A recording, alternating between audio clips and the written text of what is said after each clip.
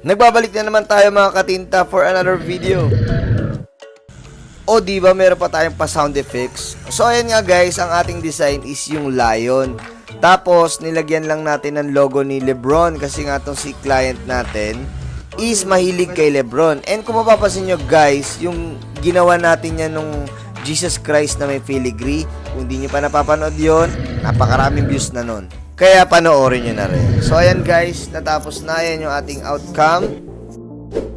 Ang bilis lang, di ba? So ayan guys, same session to, same day. So nabitin si sir. Ayan, dinagdagan pa namin ng clock sa kamay niya. Ito talagang design na to guys, requested niya yan na parang may apoy-apoy or parang smoky effect. Nakakangalan din to si sir kasi nga ang lakas ng kanyang pain tolerance. And yun, speaking of pain tolerance, tapos na kami guys. Thank you for watching. Do not forget to follow and I'll see you on our next video. Sheesh!